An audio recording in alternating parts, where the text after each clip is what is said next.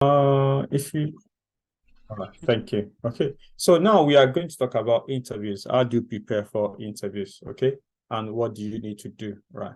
So when I will also be talking about myself as well, having gone for a lot of interviews and having been able to take some roles as well through an interview. So I will be sharing my personal experiences as well. So, and interviews could be in three forms. You could have telephone interviews, online interview, or remote interview.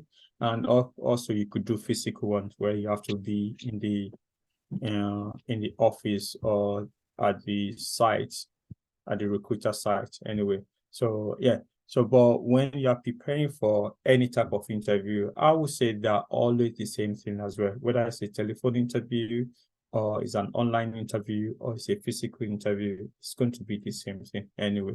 So but you need to know what mode actually that you are going for. And yeah, okay. So now interviews, I say, could be divided into three forms. Okay. You have introduction, and you have the conclusion, right? So, and normally when I approach interviews, as if I am doing the essay writing, okay? So, which means that you have introduction part of the interview, you have the body, and you have the conclusion part of the interview. So you are going to prepare for the introduction, right? And which is going to be like 20% of the interview. And you can prepare for the body, which is another 20%. No, sorry, you're going to prepare for the conclusion as well, which is another 20% of the interview. So basically, you've already covered 40% of the interview, right? So the rest is the 60% of the interview, where there is the body. You also got maybe 40% of it where you can prepare before you come in for the interview. Do you get it now? So that you don't just go for interview blindly. So what do you look at for?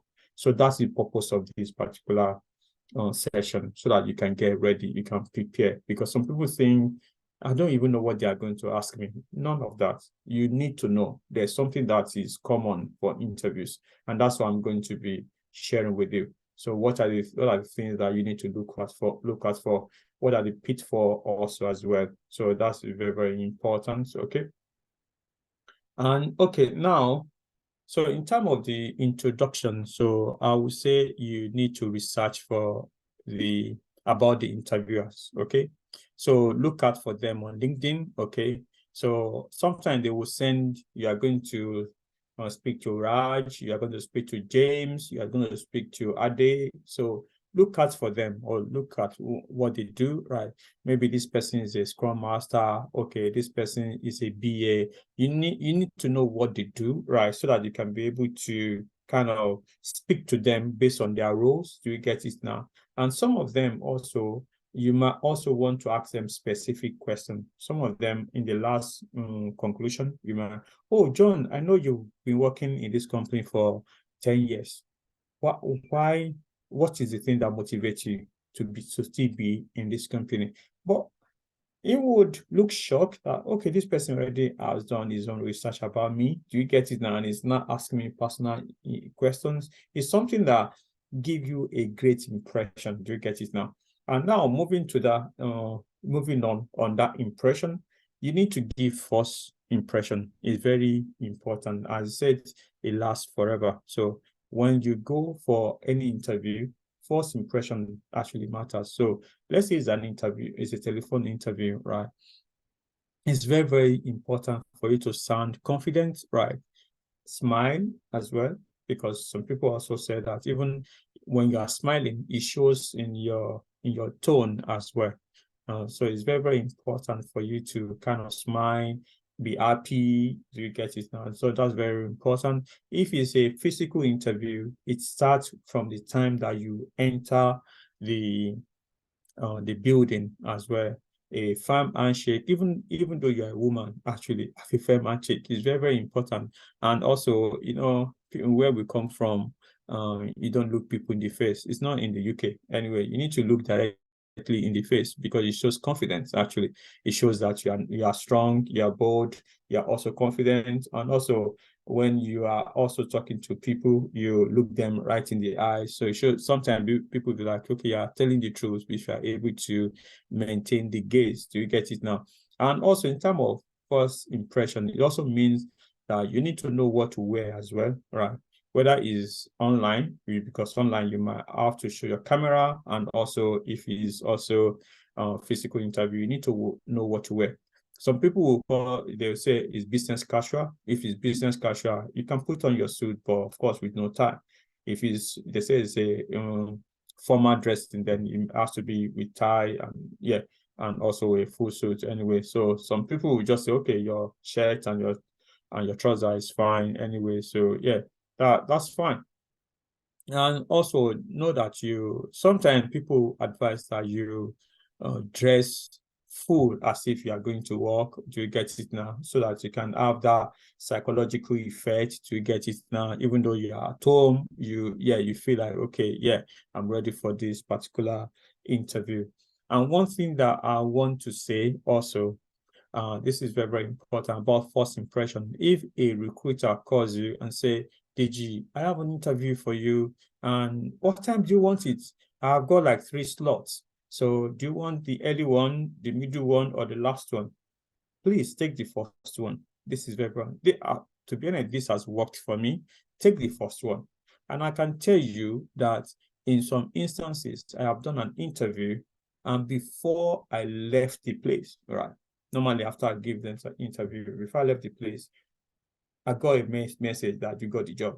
So technically, if another person is waiting for the second batch, right, the person, they will just send the message to the person so they don't come. Do you get it now? That we got who we are looking for. Do you get it now? So always take the first earliest one. Don't take the last. Don't take. It's very, very important also that you do that. And it's very important to be there early, right? Be there early. If you cannot be there early and you are running late, ensure that you send a message, okay? I just remembered another story I had. So I've shared it before for some other people. So maybe let me quickly share. So I was in Edinburgh a few years ago. I was working on a role, and then I got a call from London, right, for a role in London. And I got home, I told my wife, I got this call for a role in London, and I don't know. And what she told me was like, why are we discussing about this job? I'm just giving you the job. And I said, no, there's nothing to discuss. To be honest, when she said that, it was like she's just sending my word back to me, because normally this is what I always tell her. They say, we are not going to discuss about a job that they've not given to you. Why are we saying that? So basically, so most of all, we sit down on a job that we have not actually got. We start to deliberate on it. Do you get it now? What if they gave it to me and I'm actually here? What if I cannot go? They have not given me the job. Just go and do the interview first. That's what she told me, actually. And then what happens? I did the telephone interview, right? And I think it was on a Wednesday. I did a telephone interview. I got a call back from them later in the evening, and they told me that, oh, they like you and everything. Can you come on Friday? I wasn't even planning anything at all. And I wasn't even thinking that I'm going to go, because I thought that they saw my CV and they know that I was in Edinburgh and why, and they know the job is in London, and I really don't know how. So, but they said I should come anyway. So I came in, and no, I said, okay, I'm going to come on Friday. And at that particular time, I was working in Glasgow, right? And I was working in Glasgow. And to be honest, I didn't even have suit, actually. So it was that Wednesday I went to, no, it was not even that Wednesday, actually. So on Thursday, right? It was on Thursday. I think it was on Thursday during my lunchtime in Glasgow. I went to buy a suit. Right. I went to buy a suit. I just went to one Primark like that, bought a very good suit with a shirt. And I think, no, I didn't buy a shirt because I already had shirt, a suit and everything. So, yeah. So then I brought it to the office afternoon, and I kept it somewhere. So my plan was that in the evening, right, when everybody has gone, I've already took a night bus that I would take a night bus from Glasgow, then I would just then try take the night bus, come to London in the morning, then yeah, I'll just go to the interview. No shower, nothing, anything. I'll just go do the interview. So I went back, yeah, on that Thursday.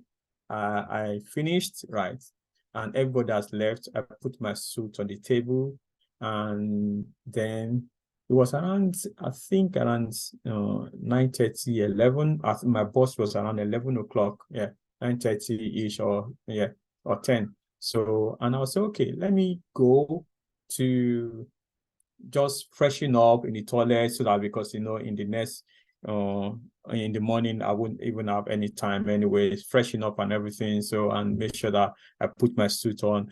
I've already kind of put the suit on the table. I put everything I was even studying for the interview on the table and everything. So, because it was only me, and I left my office, right? So, but I didn't leave the building, right? I just left the office and I shut the door, and then I went to the toilet. So my phone and everything, my card, everything, my purse is on the table. I only brought my card so that I can have access to go in. So it's a very interesting story, because I will tell you where I'm driving at. So when I came in back, so, and I found that, yeah, I couldn't access the building again, the office. And what happened? I tried my card again, it didn't work. Wow.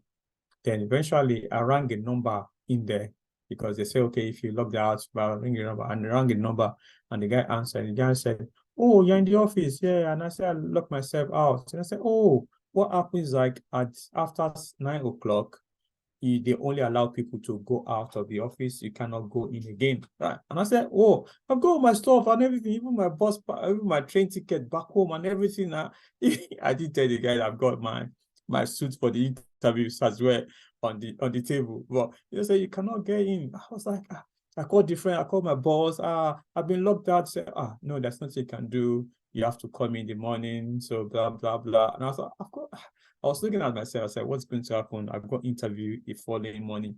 I tried everything I could. I waited, and so eventually I had to go back home, and I didn't even have my tickets. I had to beg at the train station, because I lived in Edinburgh and I was working in Glasgow. So I took the night train, the last train actually back home. I think I didn't even beg, because basically I think the barrier was already opened. And then I just jump on the train. I go back home. My wife was saying, are you a ghost? Because she was not expecting to see me. I was supposed to be on my way to London on the bus. So, and I told her what happened. Then I have to make a decision what's going to happen. Should I cancel the interview, or should I, because one, I can't just leave that office in that state, because it's still my job anyway. Even the job that I'm going, I don't know whether they are going to give me or not. I still have one. I need to keep it. So what I did was, in the morning, right, I left my home around, is it 6 o'clock or 5:30-ish actually. So I drove. That was my first time of driving from Edinburgh to Glasgow, actually. So I drove to Glasgow. And when I drove to Glasgow, I got there around 6:30, right? So, but before I left, I booked a flight from Glasgow to London, actually, right? I booked a flight, from Glasgow to London. I think the flight was around 8 o'clock thereabouts. So I know that is within 1 hour we get to London. I think the interview around 10 o'clock. And I know if I get to London at 9 o'clock, I should be able to get to the interview for 10 o'clock anyway. So I got to the office at around 6:30. I tried my card, it didn't work. So I had to wait again. So I waited, I think around 6:45, the cleaner started to come in. So they tried their card, it didn't work as well. So then after that, so they were waiting for their manager. I think around 7 o'clock, the manager came and let us in. So, and I quickly grabbed everything on the table, my quickly wear my suit and everything, and then off I go. And then I drove to Glasgow Airport. So when I drove to Glasgow Airport, to be honest, I didn't even buy tickets actually. I just dropped the car there, and I know that I'm gonna get ticket when I come back anyway because I didn't have time. So but the last call, yeah, Adedeji, we were about to go. I was quick. I got there on time, before the gate closed actually. So then that's what I got to London on a flight. So quickly navigate my way around London. I think it was Gatwick to Houston anyway. But I got there right on time. And then I got to the interview. All right. This is the interesting part. I go to the interview, the guy asked me, "How are you?" And that's why I said he has missed it.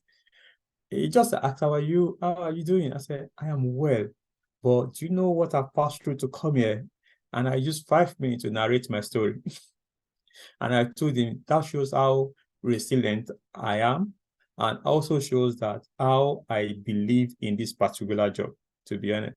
And yeah, we are from there. We went through the interviews and everything. And even before I left their office, right, I went to a cyber cafe to just say thank you, blah, blah, blah.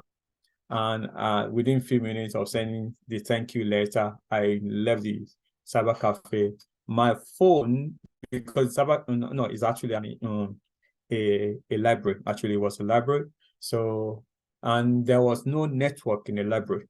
So when I actually left the library, and I found that there's a voice note on my phone, a voicemail, and I quickly listened to it was the agency. And I called the guy back, and the guy said, I've been trying to reach you. That was the interview. I said, it was good. I just sent a thank you to you and everything. And I said, oh, and I just finished just a minute. And I said, he asked me, how did it go? I said, I think it went well. He told me, no, it did not go well. And I said, what happened? I said, it went fantastically well because I just got an offer from them right now. In a few minutes that you left the office, well, I don't know what you did. It was like that, actually. So I was talking about you taking the first date, actually. So in essence, if another person has said, oh, I will come after me, I don't think the person would actually have opportunity to go for an interview. But now, looking at that story now, it shows resilience. It shows that, yeah, no matter what happens, you might have challenges. Just face it, to be honest. That's what I want to say. Okay. Enough of those stories, just to encourage some other people here as well. So that's one. Then also, know about yourself as an introduction. Know about yourself. In the story I share with you right now, I know who I am. I know, yeah, for one thing that you will look into in the course of the internship is mind map. Actually, how do you do mind map? And normally I use this for an interview because it's pictorial representation of who you are actually. So where you kind of look at your CV and present it in a picture format, okay? And you also talk about your experience and everything. So because sometimes you are at the interview, you are looking into that mind map as if you are seeing like an expression in your face, or you're actually seeing that image or picture. Do you get it now? You're actually peeking into that mind map. So have a mind map, and also what are the questions that ProQ actually, and also the question that you want to ask as well about the company and everything. So another thing also that I would also ask you to do,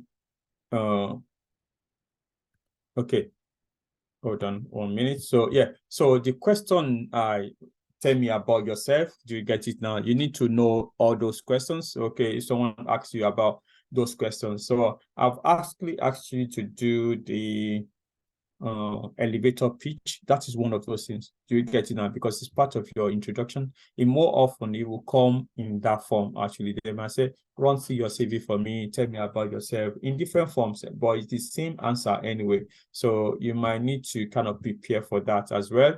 So yeah, So, and also they might also say, okay, talk about the relevant skills and experience that you have for this particular role. So yeah, so anything about your career, stories, you have a good story to tell, okay, talk about the story. Like I've told you about my own story now, even when they asked me, how were you? I was able to talk about those stories. Yeah, I've gone through different things to be here, and it's an experience that I've actually gained. You also talk about your professional experience as well. So it's not is very, very important. Okay. As part of the introduction, so you might also ask, and they might also ask about the company as well. Okay. You know the products, you know about the company, you know about the management, what the services as well. You also talk about their management structure, what even you also want to also talk about what they do on their Facebook, on their social media, LinkedIn, reviews, company house. It will be good if you can be able to say, oh, I just checked your LinkedIn and you're having a campaign about this particular thing. And I can tell you, there's one company that actually recruited me a while ago. And I went to their website and I found that they actually use WordPress for their website. And I actually say, oh, you use WordPress. I'm also a WordPress developer. And something I say, oh, even on your website, this is particular is wrong. And there's a bug in there, blah, blah, blah. It shows that, okay, you've done a bit of research. Do you get it now? So that's another thing that you need to look into. Okay.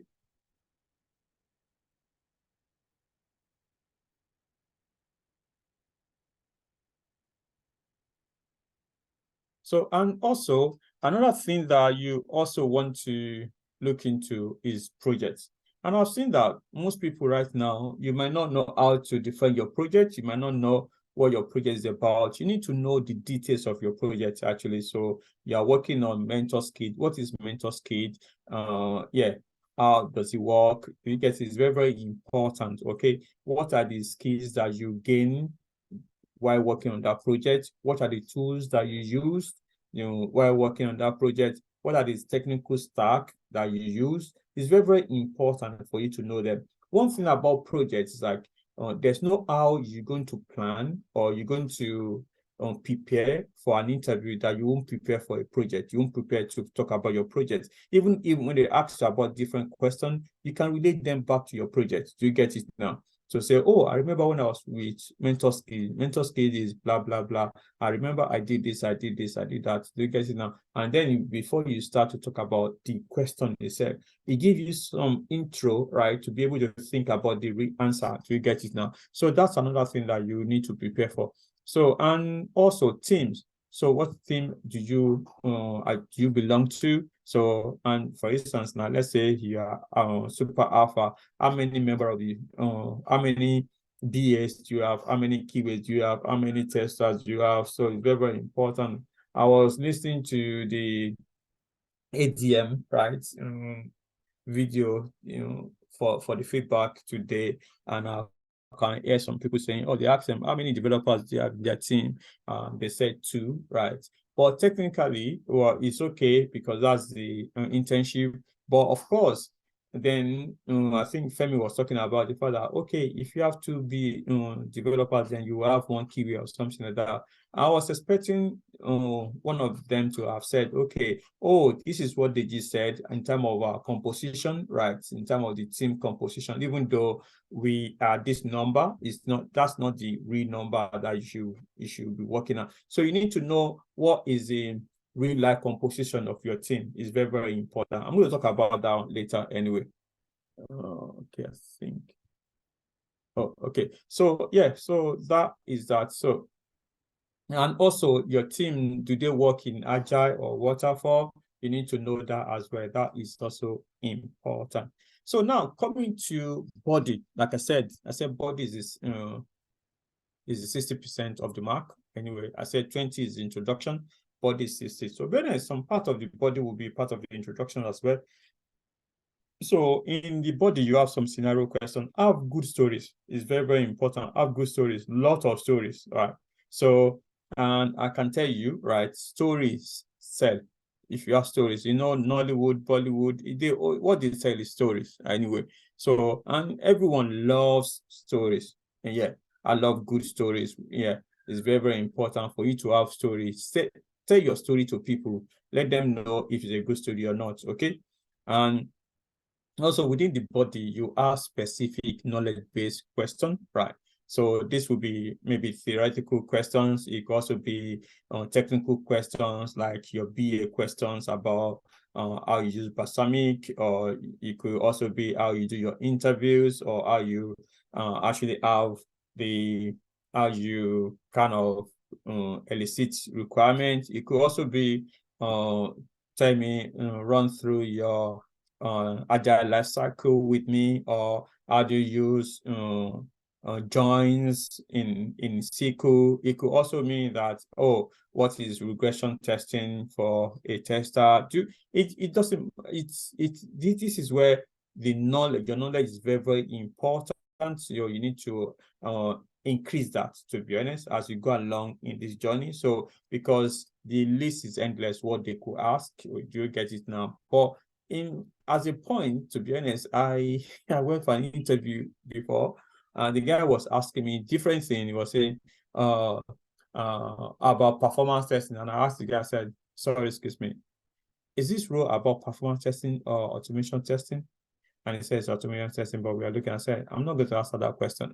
I don't say you should say so, but for me, I can say so because, to be honest, I'm not even interested in the role. I just going there to get the experience of how they are going to do. Do you get it now? But in some cases, you might want to say, oh, it's not related to the role, right? So unfortunately, I don't know. Do you get it now? But one thing I can say, give your best shot, okay? For knowledge-based questions also, have ChatGPT in front of you, right? As they are typing it, right, they ask you, okay, tell me about the time that you work with difficult stakeholders. So you get it now. Good question. That's fine. Oh, good question. Thank you so much. That's a good question. I remember when I was working with Blue Sky on a project called ReachIcon, or on a project called MentorSkate. We have 3 or 4 developers in the team, and at that time you are typing the question and you send it to ChatGPT, how to deal with difficult stakeholder. Do you get it now? While you are parabolating, giving the intro, and ChatGPT will be giving you some things, and then you can now put the story in that perspective. Do you get it now? So, and also in some questions they ask you, like, have you worked in agile environment before? Please don't say yes or no and stop, right? Say yes and give explanation. This is very, very important.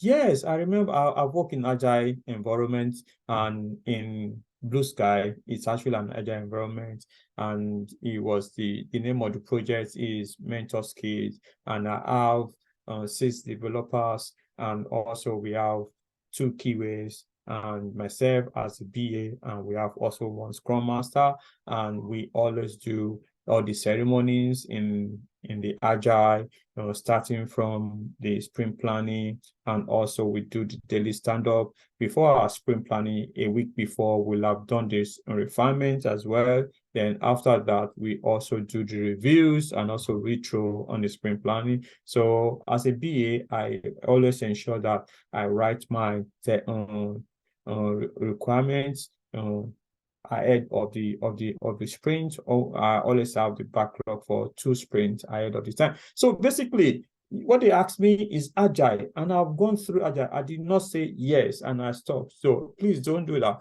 Don't just say yes or no. In all those questions that is a yes or no question, ensure that you elaborate, okay? Give detailed answers. To be honest, it's very, very important. And also now know when to stop. Is this very, very important? It's also, this is me also telling myself, because for some of us that we can talk for Nigeria or for UK, we need to know where to stop actually. So I have a 3-minute rule, right? If a question, like for instance, now Agile, if someone asks me about Agile, I can teach you for 2 hours. Of course, do you get it now? And I go for interview, someone asks me, have you worked in Agile setting before? I have to restrain myself to stop, right? Because I can be there for 3 hours. Do you get talking about that? I remember I went for an interview, someone was asking me, have you built a framework before? And I can say, I think before this meeting, someone was saying they are looking for my video. I do this for almost like 10 hours. And someone is asking me, okay, tell me how you've done that. And I will quickly ask, and how many minutes have I got? Because I can go for 2 hours talking about this. Do you get now? But I always have 3 minutes rule. If there's a lot to say and I've done 3 minutes, and I can stop and I can say, oh, sorry, I've got a lot to say on this topic. If you don't mind, do you want me to still continue, or I can as well stop here?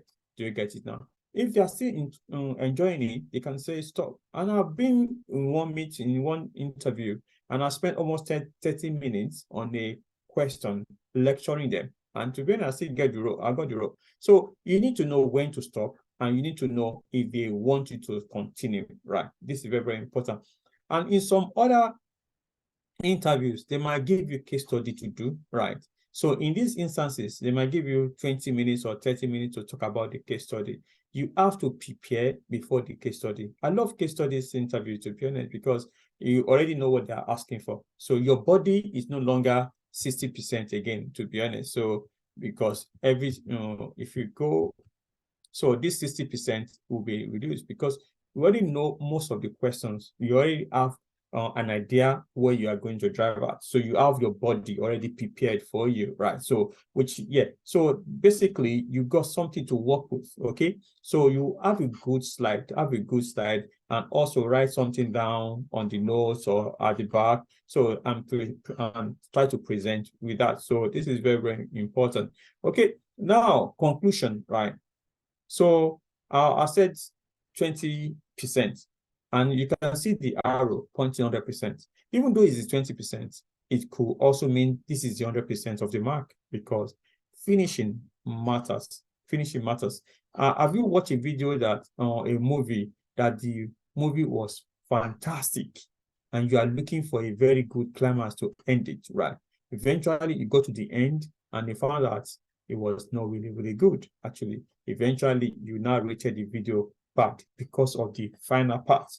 Do you get it now? So you need to have a very good closing. Do you get it now? So this is very, very important. Have a good closing. And some of the things that can happen at the conclusion is they might ask you, do you have a question for us? 80% of the time they will ask, or do you get it now? I'll normally ask that you have 5 to 7 questions ready, right? Why I said that is like, some of the 5 to 7 questions that you have, some of them might have been answered during the course of the interviews, okay? And even some of them, if you say, okay, you want to ask them about the project, what of if they've already asked you, or they've already told you about the project in the introduction part? Do you get it now? You don't need to ask again, right? So you need to prepare 5 to 7 questions, right? And out of the 5 questions, so then you ask like 3 to 4 based on the time. Do you get it now? Most importantly, you need to show that you are passionate about the role and the company. That's why you are actually asking question. The question is not to throw them off balance. The question is to show that you have passion to do the job and you are impressed and you want to be part of the team. And you want to know more about the role that you want to commit yourself into, right? It's very, very important. And I can tell you that most of the questions that are really, really good is the question that you ask that are related to what the person said before the interview, during the interview.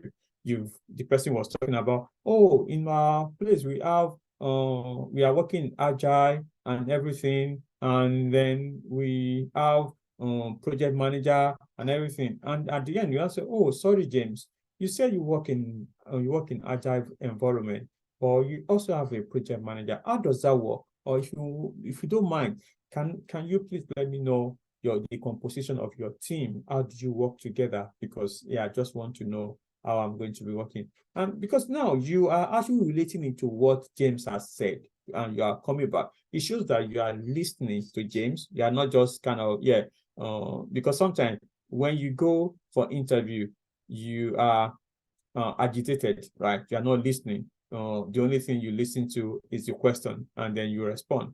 But when the person is explaining things, you are not, okay, when is the next question? I'm listening for the question. Okay. So you need to pay attention as well. Okay. And now, lastly, now is the ideal agile team. Okay.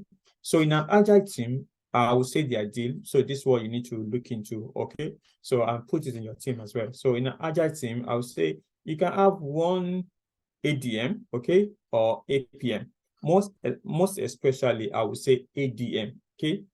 And they are not normally you might not see them within your team, right? They don't sit within your Scrum team, okay. Your Scrum team will start from the Scrum Master, okay. So you have one Scrum Master. You don't have more than one Scrum Master in a team. So only one, and you don't have more than one product owner in a team, okay. And also one BA. In some cases, for a bigger team, you might have more than one BA, okay. So, and you might have more than one BA, okay. Then also you have 3 to 5 developers for a start, okay. 3 to 5 developers. So, and 1 to 2 testers. Now, let me give you a ratio, right? So in terms of testers to developers, so I would normally say it's 3 to 1, okay, or 2 to 1, depending on how the team is maturing. Do you get it now? 3 will mean that you have 6 developers to 2 testers. Do you get it now? And you must not be more than that, right? So if you have 6 developers, you would look for at least 2 developers, 2 testers, okay? Or you have 3 developers, 1 tester. Do you get it now? Or you can have 3 developers and you might have 2 testers, but it will be 1 manual tester, 1 automation tester. Do you get it now? Or you have 4 developers, 2 testers. Okay. The good composition will be 5 developers and 2 testers. That is very good because that will mean that you have maybe 1 manual tester and 1 automation tester. Do you get it now? So that's that. So, and yeah, if you are working in a data field, you might have data analysts and data scientists, but it's a web application, you don't have that. So this is another thing, composition of your body anyway. So that I just want to put that in there. So this is now talking about the interview. This is where I will stop. So then I would then ask if you got any question. Any question?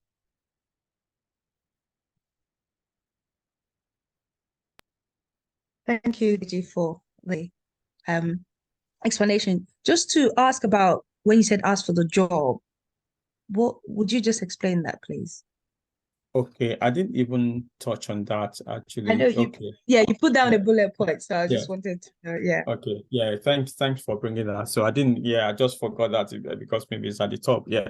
So yeah, it's very, very important. So for me, in most of the interviews that I go for, I ask for the job.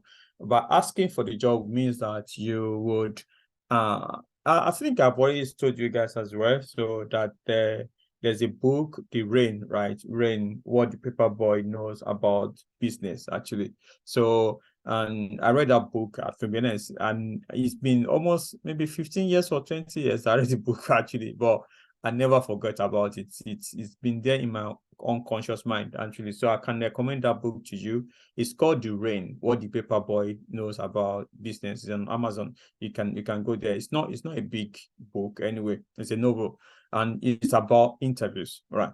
So it's a story about a paper boy, maybe 10 years old, and he was trying to get a job distributing papers, newspaper to household, right? So he went to the paper industry, the newspaper company, and he told them that he wanted to apply for a paper boy. And then they said, okay, all right, what do you have? And to be honest, one thing that the author actually said that the guy came in prepared, right? He came with a purse, the purse that you tie around your waist, actually, which shows that is prepared. And even the purse has got coins as well. That's just great. This is the coins I'm going to get. And then the guy was okay. Do you have experience? He talked about the fact that he's reliable. He has done something before, which is basically like a transferable skill, but he hasn't done a paper boy before. But he was able to say, oh, even at home, his coins, he has to give change and everything. Of course, as a paper boy, you need to know how to give coins. Do you get it now? So, and at the end, even before then, it was asking if I remember, it's been a while, I think he actually asked the interviewer in essence that, okay, when do you want me to start? Okay, and yeah, I've got my change and everything, and I can start tomorrow. So it was actually basically when the author was saying, you don't know what this guy was saying, he was actually asking for the job. And in my interview, I always use that a lot. When at the end of the interview, when they asked me to say, okay, have you got questions for us? And I asked 2 questions. And then after that, I will say, okay, this is my last question. So, okay, have I got the job now? So what do you think is going to happen at that time? All of us will laugh, and I know their answers anyway. They will say, oh, there's John, there's other people that are looking for the job and they have interviews slated, we'll get back to you and everything. So yeah, and then is a good time for me to kind of do my closing pitch, and I can say, okay, that's good that you have other people, but the best person for this job is sitting in front of you.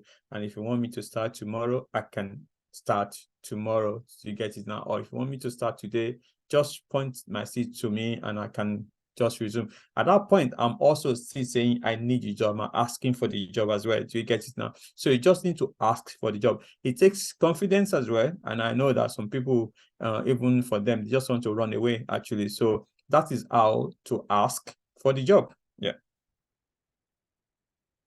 Okay. All right. Any other question? Choma, hope that answers your question. Yes, thank you very much. Okay. Any other questions, please?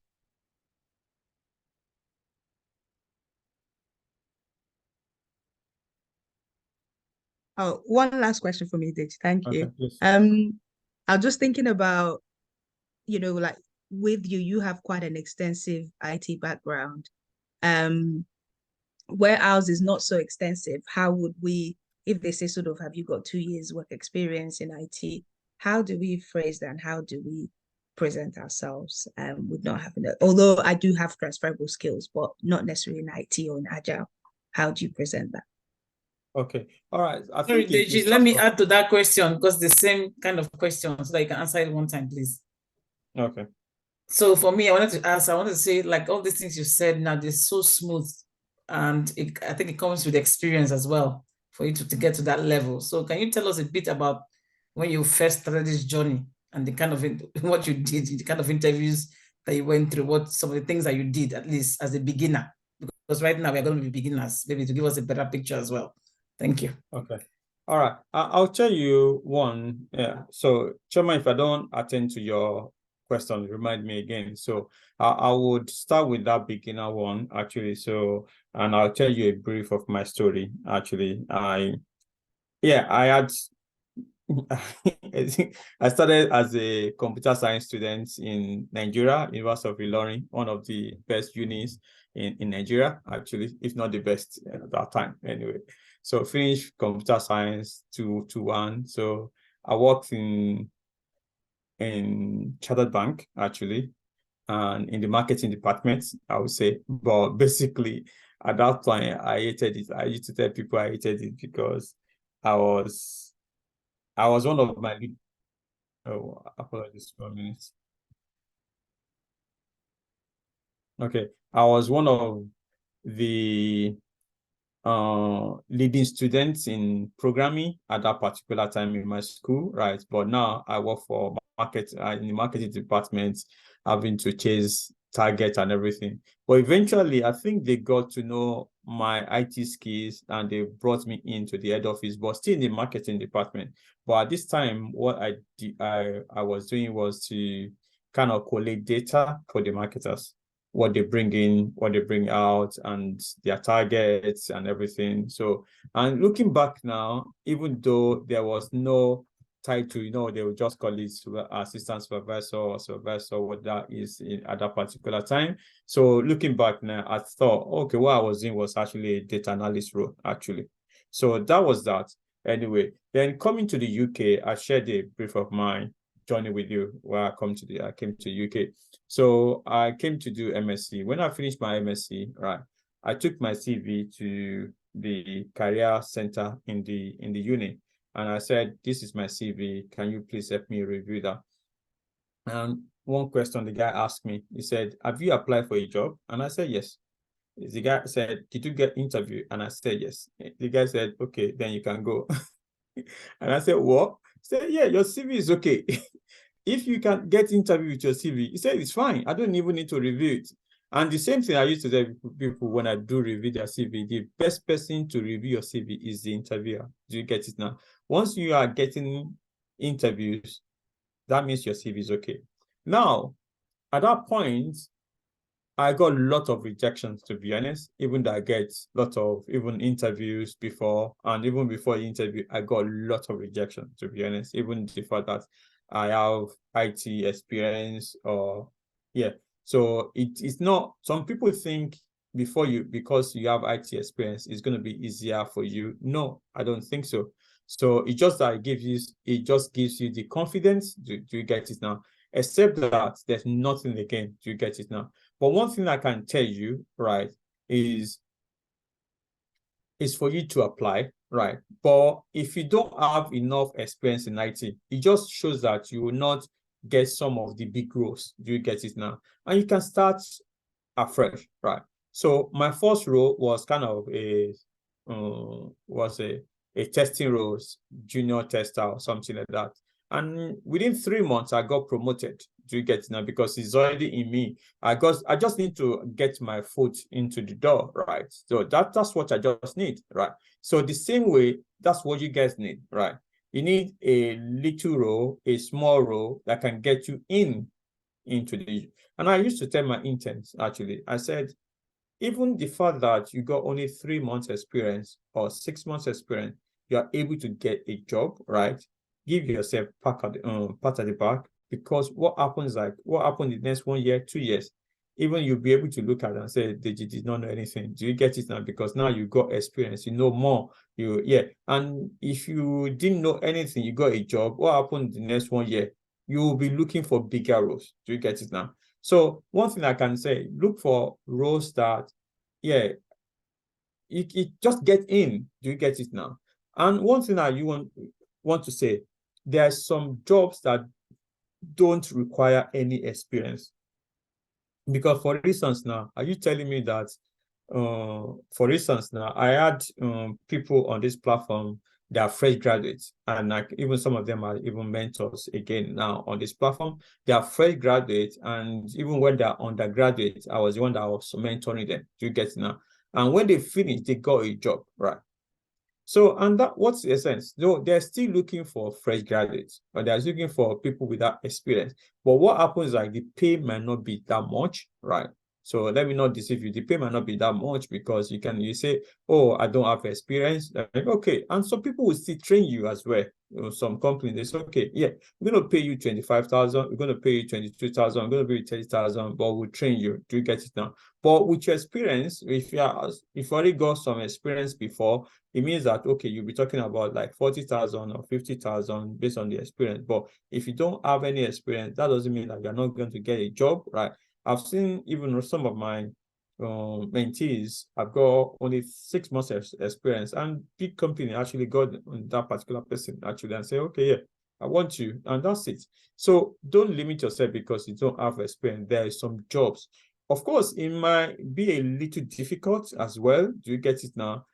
Because if you go to job sites, or what you will see is maybe some job with experience from a recruiter. But if you apply directly to the company and say, oh, I've got only a few years experience, but I'm willing to learn, I'm willing to, they will take you as well.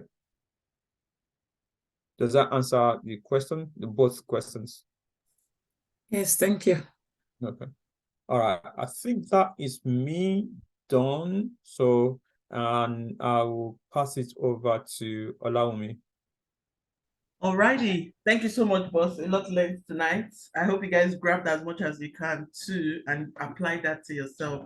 Thanks for your time. So thank you all for joining in. So we can call it a night. However, ADMs, although I opened the breakout room for you guys, I'm going to close it now. So I think we can use the main room since we're finishing off now.